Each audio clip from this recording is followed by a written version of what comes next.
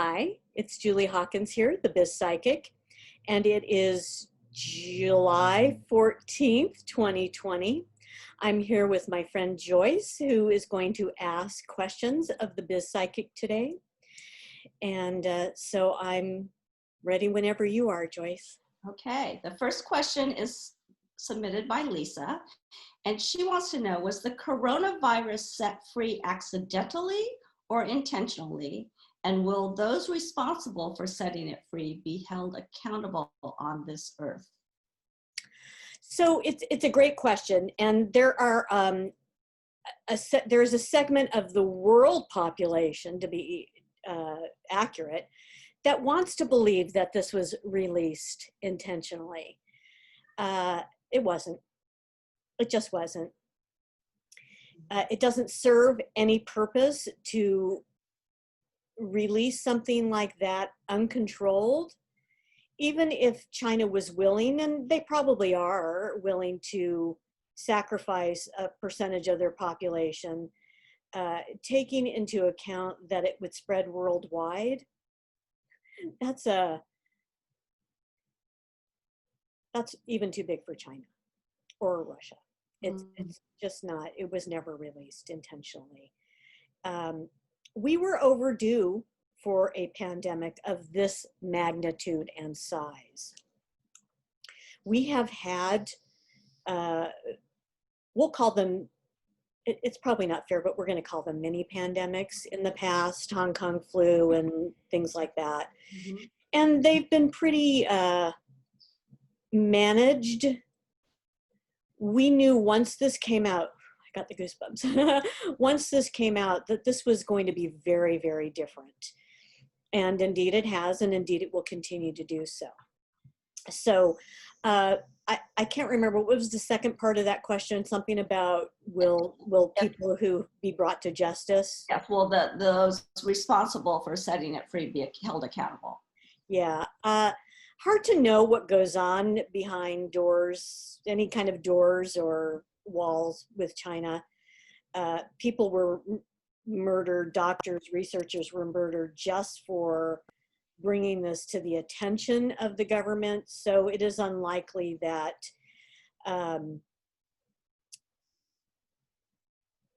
we'll ever know if anybody was held accountable for this. The thing of it is, we're going to say it doesn't really matter. It just is not even about that. That is, humans love conspiracy theories. There is a segment of the population that loves conspiracy theories. They are just attributable to people who are sort of anarchist in character, and these anarchists don't want to be controlled by anyone or anything, and so they have to stir up stuff. And we'll have that as long as there are people on this planet, which we see for a good long time, way past all of our lifetimes here, eons. Although there will come a time, they just told me 3,000 years down the line, that we'll be faced with the possibility of extinction. Wow. But you and I won't be here. No. Well, not in this form. We may be here in another body. We'll see. I have been made clear to me that I won't come back for about 400 years unless I choose to do something else about that. And I'm pretty okay with coming back in about 4,000 years. So, I mean, 400 years. Anyway, so these anarchists really like to stir things up, and we're going to say that there's a modicum of, I don't know if that's even the right word, but a little bit of, we kind of like people to stir things up occasionally. It's good. It makes people think, it makes people question, and they should question. However, there's a line, and there's a group of people I'm not attributing labels. They're not telling me labels. Just know that there are people that like to exceed that because it serves their purpose, whatever that is for them.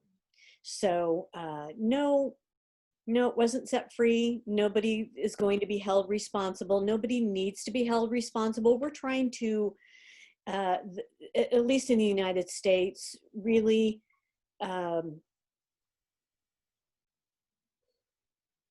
solve our own problems. And there are quite a few. So, you know, it's been a trifecta of a confluence of events that have happened, and that's enough to keep us busy. So I hope that answers the question, and we'll just move on. Okay. Becky wants to know, will we have a civil war when Trump is voted out of office? And will his base wait a while to catch us off guard? Okay. So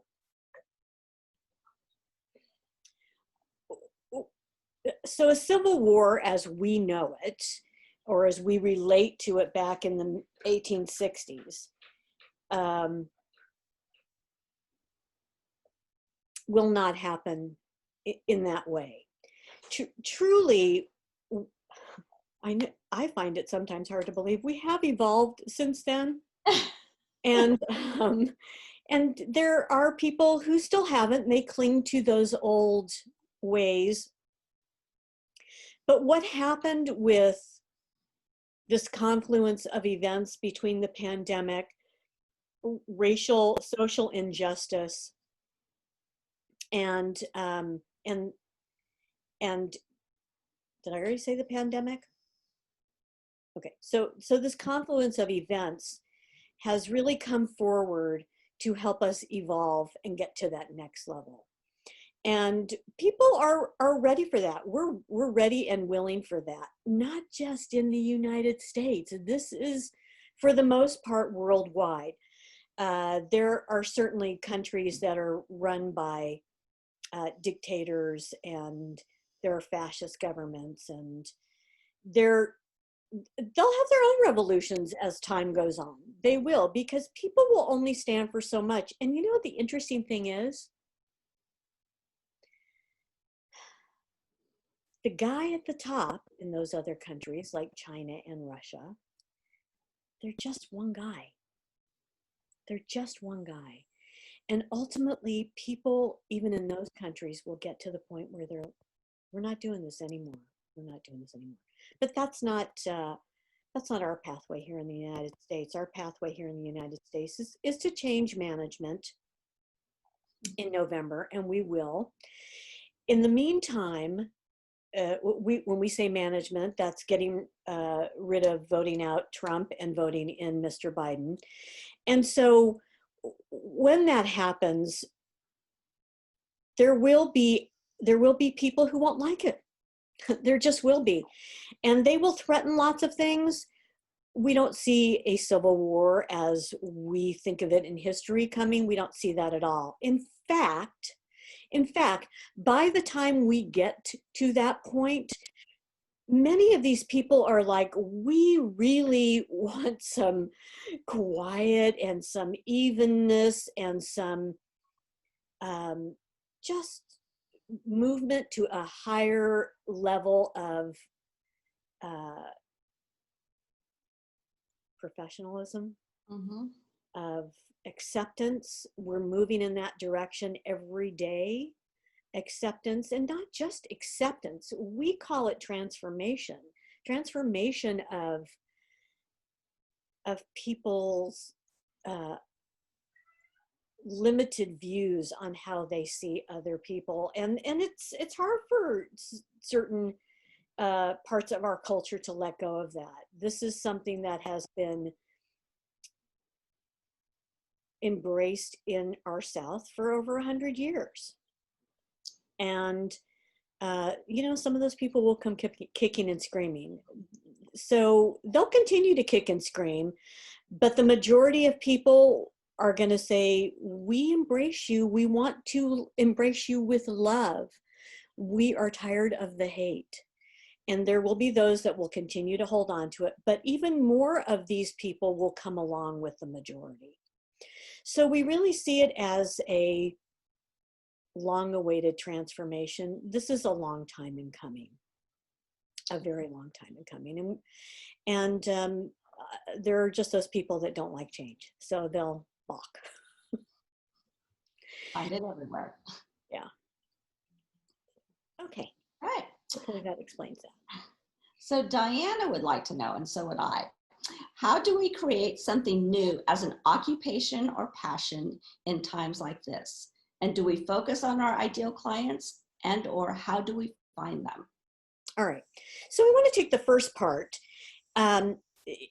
So times like this, so a time where we're at in the history or in the current and the present of the United States and going forward is really going to continue for about the next 6 months until the official transition of this change in management. And so we would encourage you to be thinking about where you want to go and who your ideal client is. And we're going to come back to that in a minute. However, so much is going to be in flux.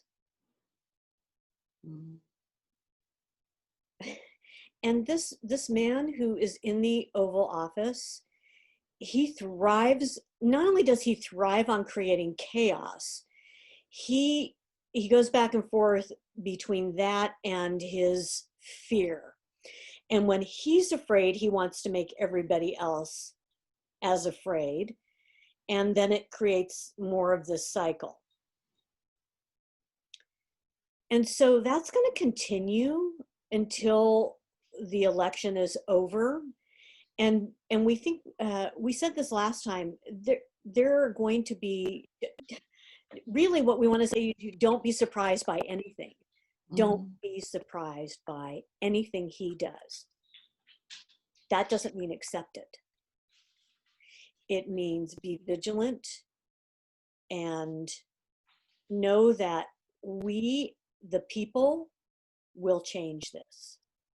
And this will be eventually a blip in America's history of strange times, to put it bluntly. So, so what we'd say to you, this is the middle of July, we'd say, do your internal due diligence about looking for clients and identifying those that you resonate with. So we like to say that the clients you seek are almost always a version, a form of who you are. The people who you resonate with and who will resonate with you are an aspect of you. So when we're told in marketing to identify where those people hang out, think about where you'd hang out. Think about where you do hang out. Think about the people that you want to hang out with. And that's how you're going to have a bigger picture, a better, more refined picture of who you really do want as clients and how to connect with them. That being said, we'll take it back even a little bit further. If you don't know what you want to do, then going to that next step of finding out who your clients are and where you want to go and hang out with them will be a little bit more challenging. So we like to use the metaphor of have yourself some appetizers if you're unsure about where you want to go and the kind of work you want to do, or think of it as a buffet. We really like food metaphors. and so most people can relate to those. And so think about, well, I'm a little bit drawn to X and I'm a lot drawn to Y.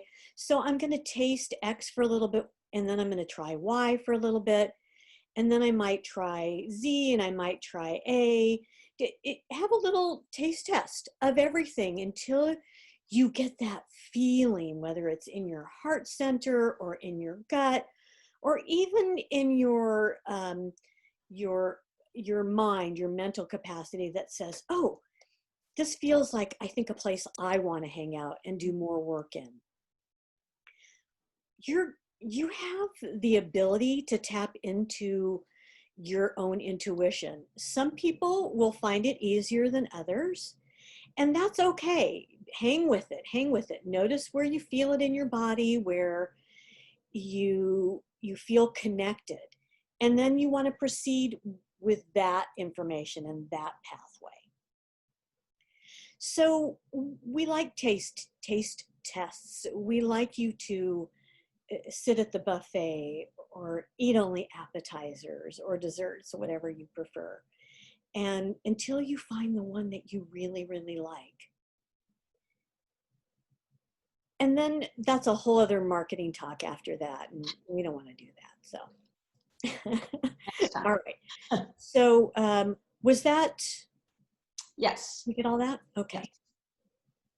Okay. And Sean would like to know, when will the virus be contained? Okay. Actually, we want to add one more thing to what we said earlier to the last person, which is, again, we started this and then we just want to make sure it's clear. Do this taste test over the next 6 months. Once you do that, as we enter the new year of 2021, probably around February, it will be more conducive for you to begin to refine and then start searching for those clients and the work that you really want to do. So around February 2021. Okay. So thank you. And back to Sean's question of, when will the virus be contained? Okay. No, we're not laughing at you or the question or the virus. It's the wording. The virus will never be contained. It's kind of like, think about it as the common cold. We don't contain that.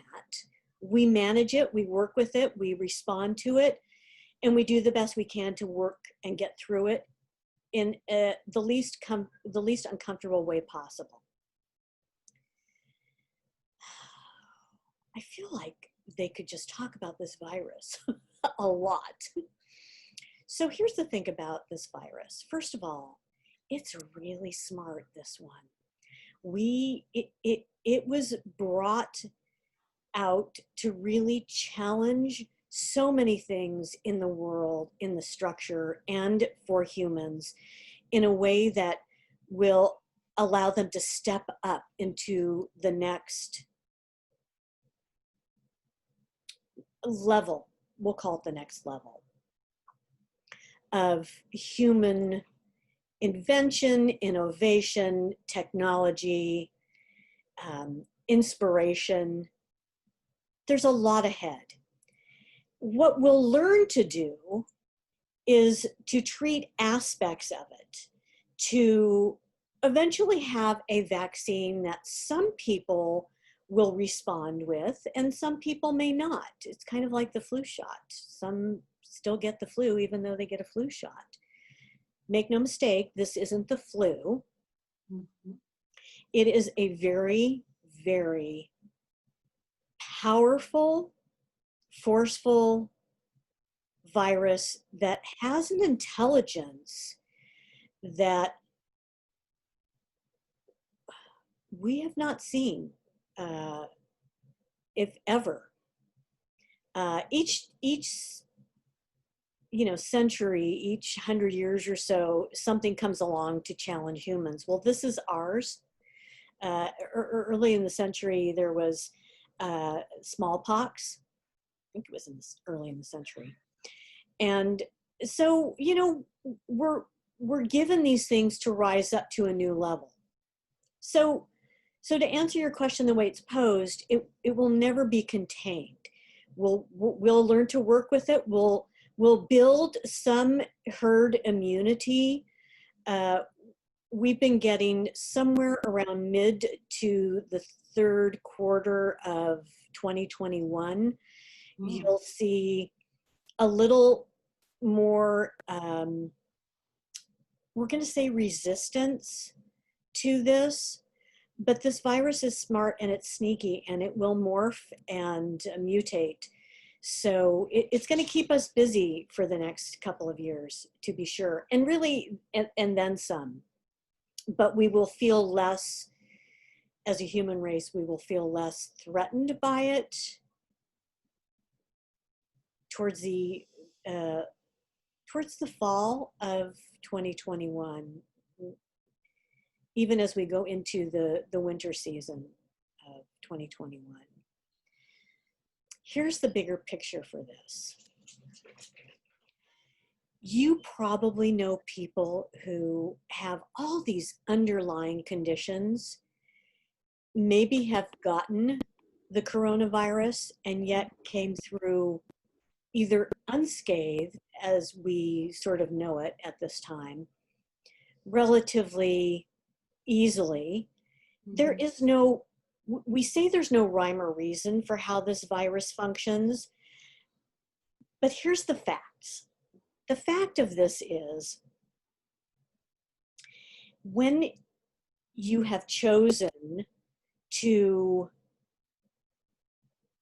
exit this planet, this may be the way you go. If this is your time, then this may be the way you go.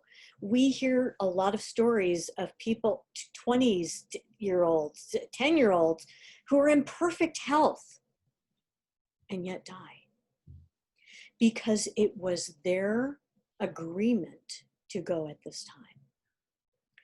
It doesn't make it easier. It makes it, in fact, more confusing for most of us.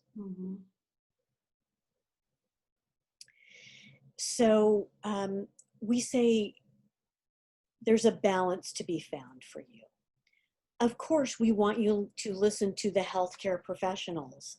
They do this, these immunologists and these other preeminent scientists.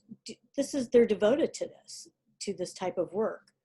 Trust them, listen to them, do the 3 things. We repeat this again, we did it last time, of washing, sanitizing, wearing a mask, and social distancing.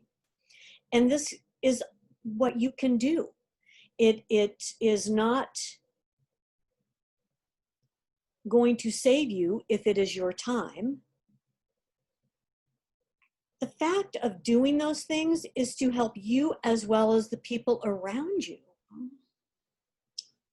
So continue to do those things and live your life the best you can. Know that this is a big, challenging time, and go within and seek a higher level of understanding and trust of who you are as a human, to reach that level where you can say, wow, I'm feeling really challenged by this, and how can I work through it and still live the life I want to live? Wow. Okay. And the last question is from Leslie. She asks, are we doomed to have more violence due to Black Lives Matter? Will this movement get people of color to stop shooting each other? Wow. So another interestingly worded question. So there are always going to be people who resort to violence. It's what they know, it's what they've been taught. As you know, or maybe you don't know, we're taught hate. We are not born with feelings of hate. We're taught that by the people around us. And there will continue to be those people, just like the anarchists, who believe we're here to trample on their rights. We live in a democracy still, and we're not here to trample on anybody's rights. Quite the contrary. We want to ensure, based on our Constitution, that people of all colors, of all walks, of all faiths, of all gender, well, there's 2 genders and 1 binary reference, I think, have rights, because that's what we are guaranteed under our Constitution. And it hasn't been that way. It has not been that way for hundreds of years. And that's what a lot of Black Lives Matter stands for. It's a lot of what other movements such as the Me Too movement stands for. We, thankfully, because we live in a democracy, have the ability and the right to stand up and speak that and to fight for those lives, those rights and those lives. And until we view this as equal for all under our laws, which the bad news is isn't going to happen really anytime soon, but we will make progress. And we need to continue to do that. We need to fight for that progress. Again, there will be people who believe they're being somehow targeted or served injustices, such as, why do I have to wear a mask? I have the right not to wear a mask. And we say to people like that, yes, you have the right not to wear a mask, and I have the right to life, liberty, and the pursuit of happiness and health under the Constitution. And when somebody doesn't wear a mask and is in contact with me, then that puts me at risk for my rights. So we ask humans to rise up to your potential.